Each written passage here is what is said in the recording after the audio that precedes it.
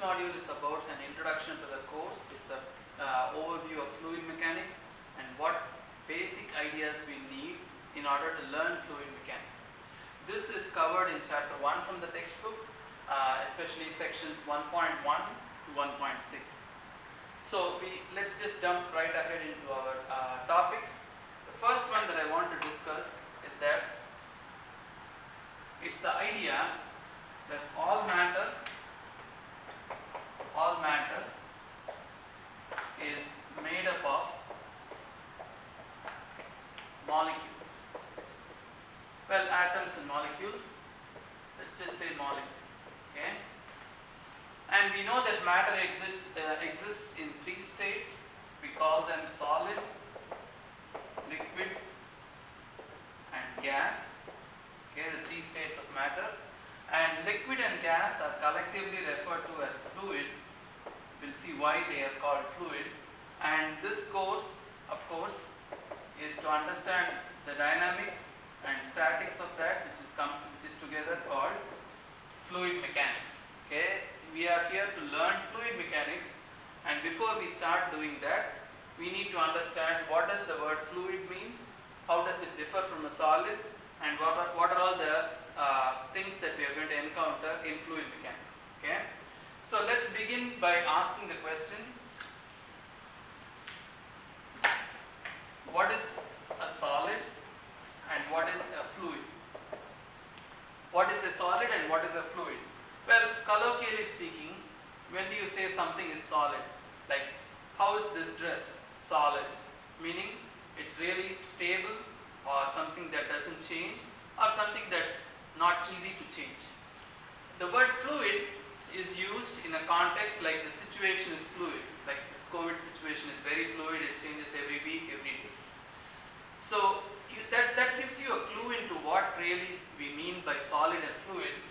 A solid you can think of is a material or is a state of matter in which the atoms or molecules that make up that solid are held together in more or less fixed locations in a lattice, and the forces between the molecules are such that it's very hard for them to move freely. A solid is punctuated by strong intermolecular forces that makes the molecules to stay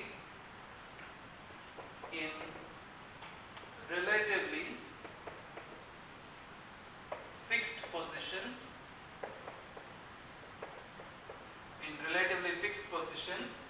and generally the molecules are held in place by their neighbors. What do I mean by held in place by their neighbors? You have this, let's say you focus on this particular molecule. I told you that there is a strong intermolecular force, that is, there is a strong force that acts between all the molecules, between each other. Well, there is a lot of theory behind that, and where it originates, what is the theoretical basis for that, how to compute them. That's the whole study of physics of solids, or the study of quantum mechanics, which we are not really trying to do here. So take my word in that these molecular forces, their origin comes from the atomic structure,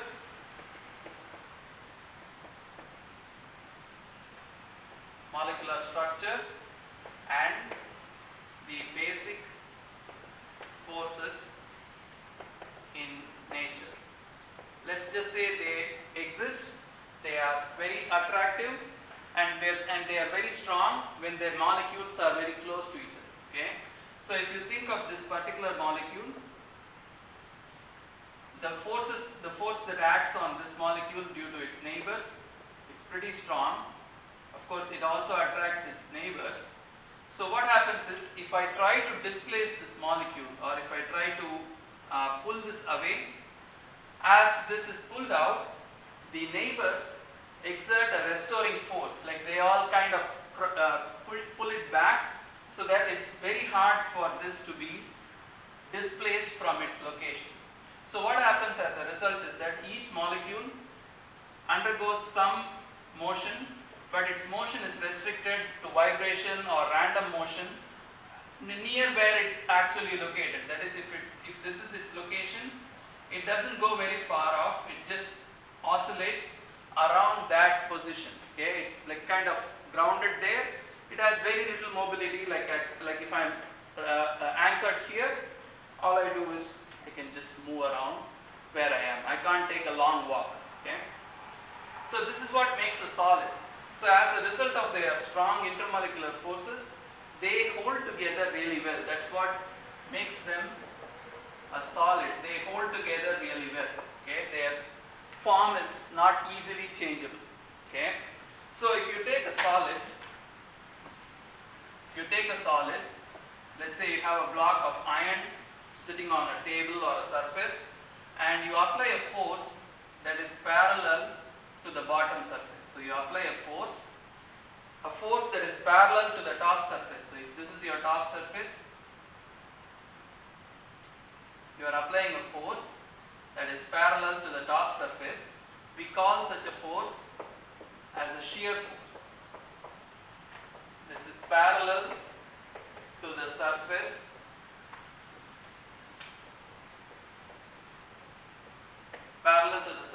okay. So if you apply a shear force, so you look at this in the side view,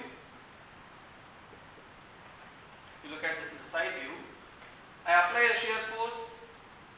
If you look at this in the molecular scale, at the scale of the molecules, which by the way is really tiny, like this intermolecular spacing, this delta is of the order of angstroms.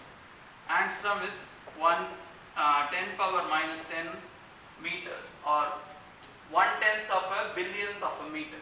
Okay, so if I apply a shear force, these atoms, they are all going to be slightly displaced to the right. Okay, but remember, the solid is punctuated by a strong restoring force among its constituents or the molecules. So as soon as this force is removed, so when the force is there, these molecules may be slightly displaced.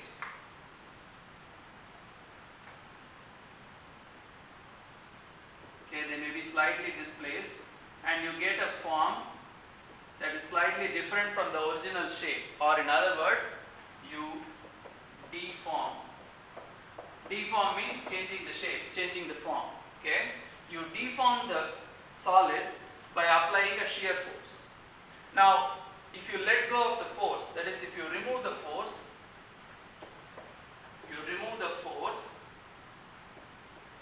the solid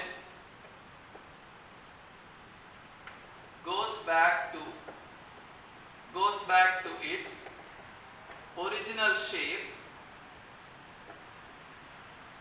or something very close, Okay, the solid goes back to its original shape when you remove the shearing force. Okay, this is because, again, the molecules all attract each other so strongly, it's not easy to make them move over large distances to cause a large deformation. That's what makes a solid. So you can simply think a solid is an object whose deformation goes back to zero when the shearing force is removed. Okay, so I'll write like a very crude definition of solid.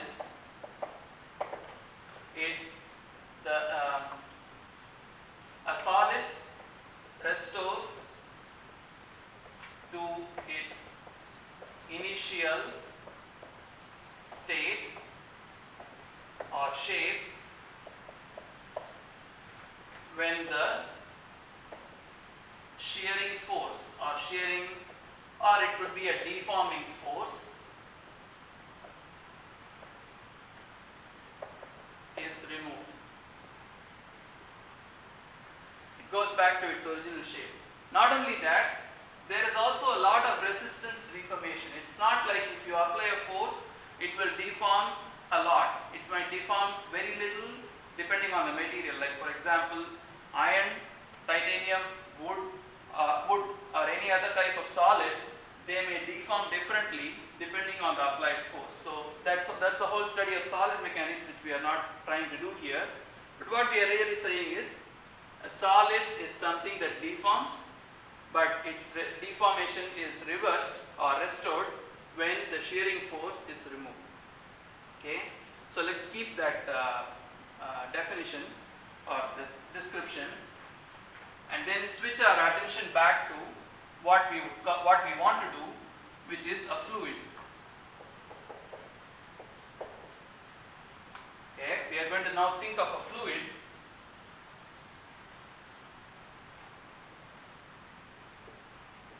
So suppose this is one tiny volume of a fluid, and we are just, if you think of it, the fluid consists of molecules that are more free to move than a solid. It consists of molecules that are randomly moving. It's kind of like a very crowded room where everybody is walking in every direction with a different velocity. A fluid has intermolecular forces that are not strong enough to hold them in a lattice.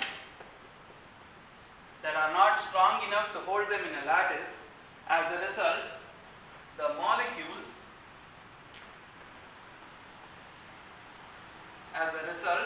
the molecules have more freedom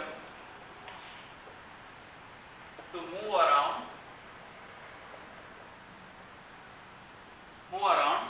and their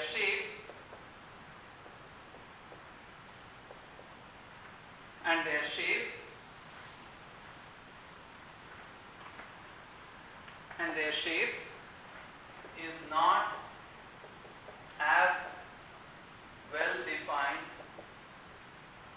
as a solid. Their shape is not as well defined as a solid. What I mean by that is, if you think of a block of ice, you can think of it as having a shape. You can measure a volume that's constant. If you put it in a container, it's going to occupy only the volume it is supposed to occupy. Water, on the other hand, its shape is not fixed. Like in the sense, if you put it in a mug or a glass or a vessel or a can, depending on the shape of the vessel, its shape is going to change. So a fluid is something that's shape can be changed. That's why the English word fluid is used to describe a situation which doesn't have a specific form. The situation is fluid. Okay.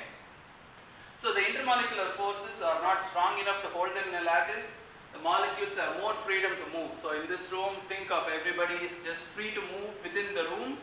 They can just keep walking, and that's what will make a fluid. Okay.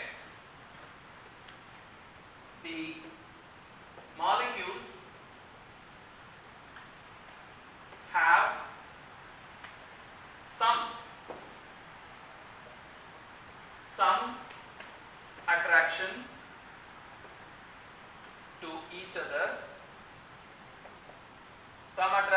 other, not as much as a solid,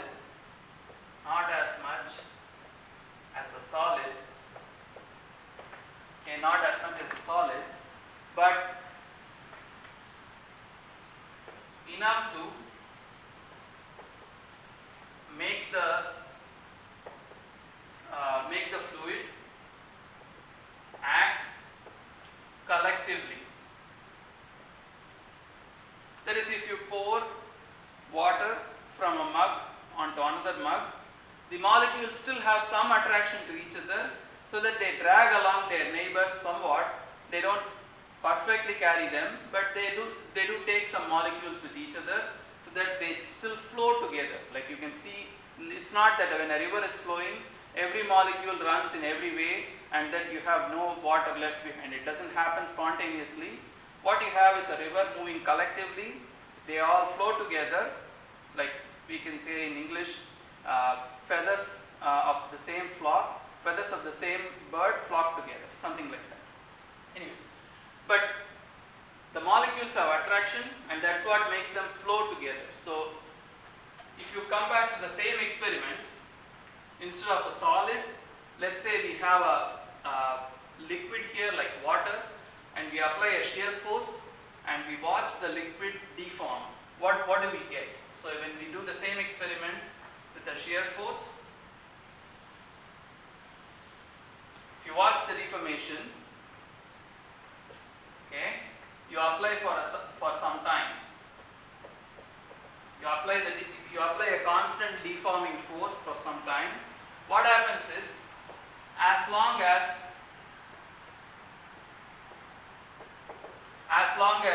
the deformation force exists, the liquid continuously deforms. It keeps on deforming. It keeps on deforming until the force is there. It keeps, if you have like a layer of liquid, you can keep spreading it until you apply a force. Now when you remove the force, when the deforming force is removed, what happens when you remove the force? Like if you have a layer of liquid in a cup, if you apply a shear force and spread it over a surface, your hand that is doing the spreading is applying the deforming force. This is your hand. When you remove your hand, you don't see the liquid all coming back together and forming a single solid or single blob of liquid. You don't see that happening. What happens is, when the deforming force is removed, the fluid does not go back to its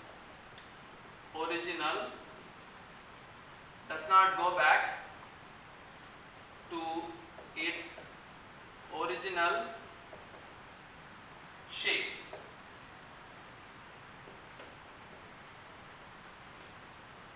This is really important. This is what makes a fluid a fluid. When the deforming force is removed, the fluid does not relax back to its original shape, and that's what makes the study of fluid mechanics interesting, important and unique from solid mechanics. Okay? So this fluid is something that can be defined. I'm going to put a definition down for fluid. Is a substance that deforms continuously and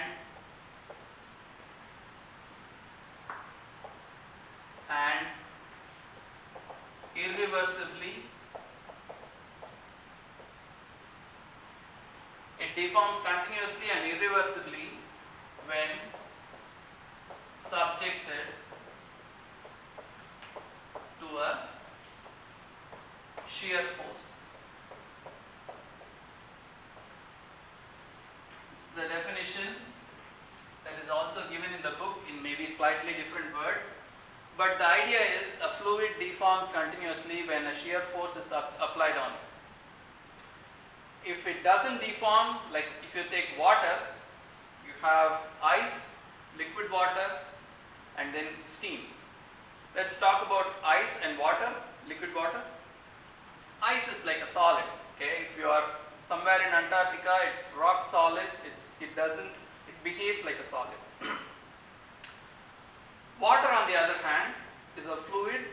It deforms continuously when subjected to a shear force, and it won't organize back itself into a blob by itself if you just deform and leave it. Okay. So our whole study is of fluid mechanics. We start from a dichotomy. The dichotomy is there is solid, there is fluid. Fluid deforms continuously under the action of a shear force. That's where our study begins. And I'm going to erase this.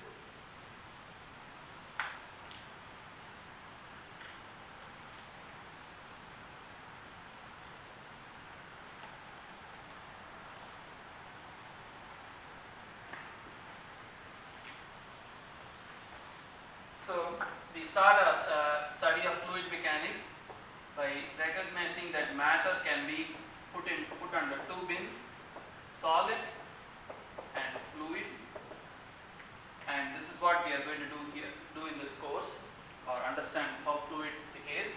You want to make sure that you link this definition of fluid and this definition of solid. Okay? And the most important attribute of the fluid is that it deforms and deforms irreversibly. Okay? So if we put a picture, here is the solid with all of its constituents like molecules or atoms held together in a repeatable lattice. Okay? They have limited mobility.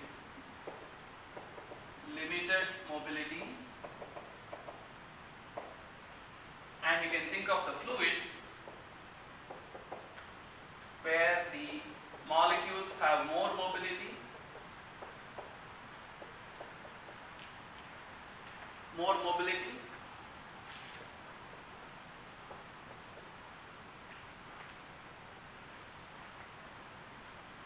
more mobility. Okay? Fluid mechanics. This course is the study of the behavior of fluids when they are at rest. We call that fluid statics. And when they are in motion, we call that fluid dynamics. Statics plus dynamics is mechanics.